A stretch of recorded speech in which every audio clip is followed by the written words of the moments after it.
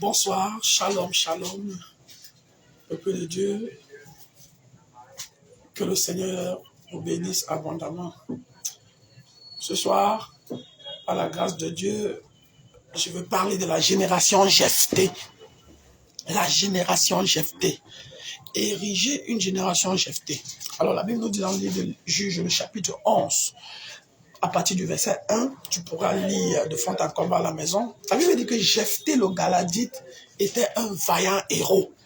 Alors, je commence par te dire, quelle que soit la manière dont toi tu te vois, quelle que soit la manière dont les autres te voient, quel que soit ce que les circonstances ont fait que tu deviennes, moi je suis venu te dire ce soir que tu es un vaillant héros.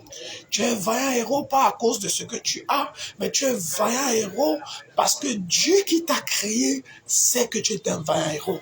Alors je veux que tu arrêtes de te minimiser, je veux que tu arrêtes de te sous-estimer, je veux que tu arrêtes de te méprendre et commencer à considérer et à te considérer comme un vaillant héros. Bien-aimé dans le Seigneur, je veux te dire que tu es un vaillant héros. Même si tu ne manges pas, tu es un vaillant héros. Même si tu ne travailles pas où tu voulais travailler, tu es un vaillant héros. Dans ta famille, tu es le vaillant héros de ta famille. Et nous tous, nous connaissons que le héros, c'est celui qui délivre. Et je veux te dire que c'est par toi que Dieu va délivrer cette famille. Parce que tu n'es pas né dans cette famille au hasard. Alors, la Bible nous dit que la mère de Jephthé était une prostituée. Je veux encore te dire, bien-aimé, que peu importe tes origines, même si ton papa était un bandit, même si, je ne sais pas, tu es né d'un viol, même si tu es né par accident, comme on dit souvent chez nous, je vais te dire que tu n'es pas le fruit d'une erreur. Combien de personnes on a avorté, combien de personnes sont nées et sont mortes à l'hôpital, mais Dieu a voulu que jusqu'à ce jour, toi, tu sois compté parmi les vivants. Laisse-moi t'annoncer cette bonne nouvelle. Dieu a un plan pour toi.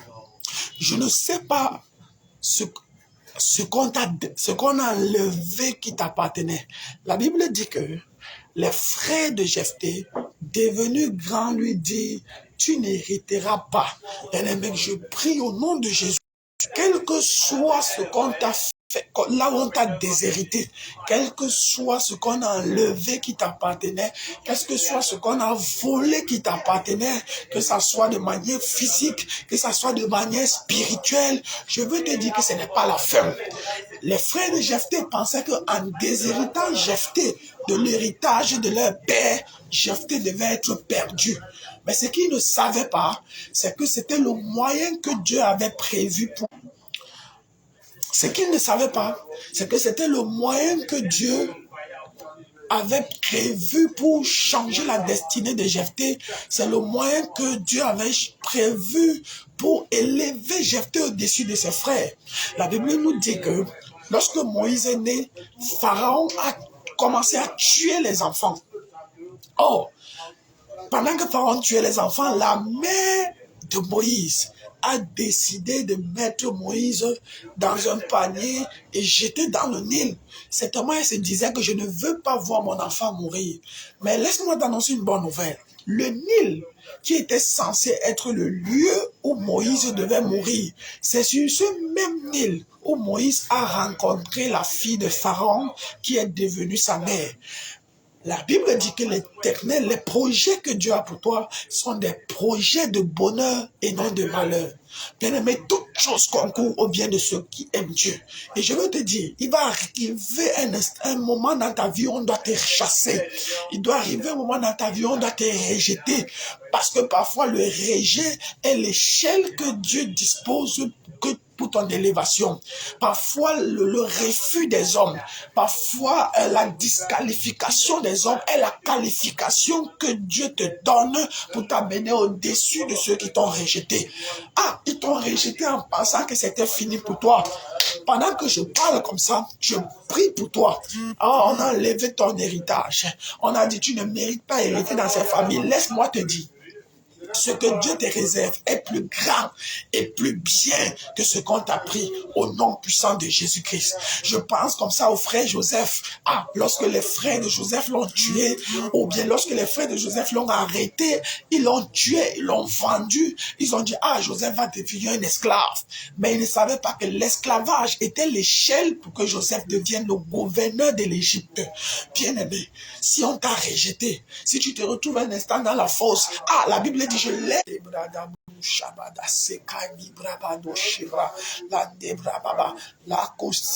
La Bible dit, je lève les yeux vers les montagnes, d'où me vient le secours. Ah, on a pris Daniel, on a mis dans une fosse. On a pris Joseph, on a mis dans une fosse. Mais je vais te donner le mystère de la fosse. Lorsque tu es dans la fosse, tu es déjà sous la terre. Et le seul moyen d'avoir le secours, c'est de lever les yeux vers le haut. Et vers le haut, tu vois l'Éternel. Toi qu'on a mis dans une fosse, toi qu'on a mis toi qu'on a enterré la destinée, toi qu'on a enterré les biens, laisse-moi te dire, lève les yeux vers le ciel, car ton secours te vient du ciel, au nom puissant de Jésus-Christ. Il dit, je lève les yeux vers les montagnes, d'où me vient le secours. Ton secours te vient d'en haut. Ils t'ont mis dans la fosse parce qu'il faut que tu lèves les yeux vers la fosse. Ils t'ont rejeté parce qu'il faut que tu lèves les yeux vers là où ton secours te vient. Ah, les frères de Jesté l'ont chassé. Les frères, la Bible dit que il lui dit, tu n'hériteras pas dans la maison de notre père, car tu es fils d'une autre femme. Et Jephthé s'enfuit loin. Oui, bien-aimé, parfois il faut t'enfuir loin. Parfois il faut apprendre à fuir. Il faut apprendre à fuir. Il faut apprendre à prendre du recul. Parce qu'on dit chez nous, reculer pour mieux sauter. Jephthé a fui parce que l'environnement présent ne permettait pas qu'il explose. Moïse, en voulant sauver le peuple d'Israël au travers de sa force, un jour il a tué un Égyptien. Et lorsqu'il a tué l'Égyptien, la Bible dit que un de ses frères hébreux l'ayant vu lui dit, tu veux aussi me tuer comme tu as tué l'autre. Moïse a fui et il s'est retrouvé dans le désert. N'aie pas peur de te retrouver dans le désert. N'aie pas peur de te retrouver seul. Moïse a fui parce que quand tu te retrouves seul, c'est lorsque tu es seul que le Seigneur commence à intervenir dans ta vie. Bien-aimé, permets-moi de te dire ceci. Parfois, les choses n'arrivent pas dans ta vie parce que tu es trop entouré. Parfois, les choses ne passent pas dans ta vie parce que tu es trop entouré. La foule. Tu aimes trop les gens.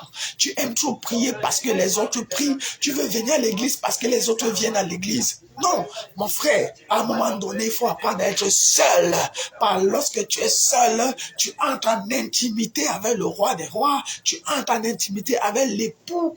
Parce que dans l'intimité, il y a ce qu'on appelle les rapports intimes. Et des rapports intimes, il y a ce qu'on appelle le fruit qui naît. Et le fruit qui naît est un fruit productif et positif. Donc, permets-moi de te dire, fuis, apprends à fuir la foule avant que la foule ne te fuit. Moïse s'est retrouvé seul. Jephthé s'est retrouvé seul. Mais ce n'est pas parce que tu es seul que Dieu n'est pas avec toi. Ce n'est même pas parce que Dieu ne réagit pas à l'heure où tu veux que Dieu ne réagira pas. Laisse-moi te dire, tu n'es pas seul. Un jour, Élisée a dit à son serviteur, si seulement le Seigneur pouvait ouvrir tes yeux, afin que tu voies que ceux qui sont avec nous sont plus nombreux. Bien-aimé, laisse-moi te dire, tu n'es pas seul. Dans ce combat, tu n'es pas seul. Dans cette situation, tu n'es pas seul. Tu as celui-là qui est le roi des rois. Tu as celui-là qui est le lion de la tribu de Juda. Tu as celui-là qui a le nom au-dessus de tout le nom. Son nom, c'est Jésus. Et si Jésus est avec toi, peu importe le nombre de personnes qui sera contre toi, la victoire sera de ton côté. Ah, moi j'aime souvent dire, prends-moi tout, mais ne prends pas mon Jésus. Je préfère être avec Jésus seul que d'être avec 1000 personnes sans Jésus. Bien aimé, à un moment donné, il faut partir. Oui, à un moment donné, il faut partir. Et si on te chasse, toute chose, je dis bien toute chose, concourt au bien de ceux qui aiment Dieu. Si tu n'es pas encore arrivé au moment de ta foi où on t'a rejeté, j'ai envie de te dire que tu n'as pas encore commencé. Si on t'a pas encore insulté, repoussé, même dans l'église où tu persévères, même dans la maison de ton père, il faut parfois qu'on te chasse. Parce que lorsqu'on te chasse, ça te permet de rencontrer, d'avoir le corps à corps, le face à face avec Dieu. Ah, un jour, il s'appelle Jacob. Il devait partir rencontrer son frère Ésaü. Jacob a fait partie sa femme. Jacob a fait partie ses enfants. Il est resté seul. Parce qu'il y a des choses dans ta vie que tu ne vas recevoir que lorsque tu seras seul. Bien-aimé, avec qui tu marches? Dis-moi avec qui tu marches, je te dirai qui tu es.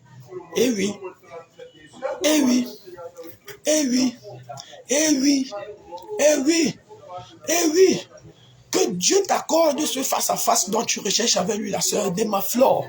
Sois puissamment béni. Et bien-aimé, la Bible dit Jephthé s'enfuit loin de ses frères. À un moment donné, fuis loin de tes frères. Va, cache-toi.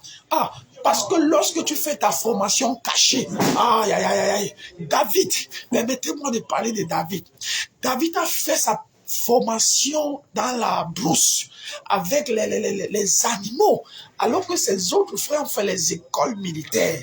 Mais au moment où il fallait intervenir, c'est David le formé dans la brousse qui a pu sauver son peuple. Laisse-moi te dire quelque chose. Ce n'est pas parce que tu te retrouves dans la brousse que tu ne seras pas le projet de Dieu. Oui, tu es le David de cette famille. Ah, tu es le David de cette famille. Laisse-toi former en cachette pour qu'au temps fixé par Dieu, la manifestation puisse éclore, puisse exploser à la vue et au su de tous. Oh, la Bible de Jephthé s'enfuit et arriva dans un pays qu'on appelle Tob. Tob, c'est un peuple de rien de tout. Ah, laisse-moi te dire, même si tu te retrouves au milieu des gens de rien de tout, toi, tu n'es pas rien de tout. Jephthé est arrivé à Tob. Dis à quelqu'un, ce n'est que Tob. Tob ne tue pas. Tob, c'est un lieu de transformation. Tob, c'est un lieu de formation. Tob, c'est un lieu de face à face. Tob, c'est un lieu où Dieu te peaufine. Tob, c'est un lieu où Dieu t'équipe. Ce n'est que Tob. Tob ne va pas te tuer. Tob ne va pas te tuer. Toi qui vis la contradiction, oui, tu pries. Tu jeûnes, mais tu ne manges pas. Tu pries, tu jeûnes, mais tu ne te maries pas. Tu pries, tu jeûnes, mais tu n'as pas d'enfant. Laisse-moi te dire, ce n'est que Tob. Dieu est en train de te former. Dieu est en train de te former. Dieu est en train de te former. Dieu est en train de te former. Et lorsque tu te retrouves à Tob, bien-aimé, fais ce que tu sais faire et fais-le très bien. Parce qu'au milieu des gens de Tob, Jephthé est devenu le chef. Ah, laisse-moi te dire, je vois en toi un chef. Tu es un leader. Ce n'est pas parce que tu es au milieu des gens de rien de tout que tu vas te comporter comme quelqu'un de rien de tout. Non, ce n'est que Tob. Et Tob n'est pas ta destination finale. Oh, je pense comme ça au frère Mephibosheth. Mephibosheth s'est retrouvé à un endroit qu'on appelait Allodébar. Mais Allodébar n'était pas sa destination finale parce que sa destination finale était à la table du roi. La Bible dit de la boue, le Seigneur prend l'indigent pour le faire asseoir avec les grands. Bien-aimé, de la boue dans laquelle tu te trouves, ma prière c'est que Dieu te prenne pour te faire asseoir avec les grands. Je dis pour te faire asseoir avec les grands. Je dis pour te faire asseoir avec les grands. Merci de m'avoir écouté. Tu peux partager. Prochain rendez-vous sera communiqué. Que Dieu te bénisse. Je prie que Dieu bénisse ta semaine. Je prie que Dieu bénisse tes activités.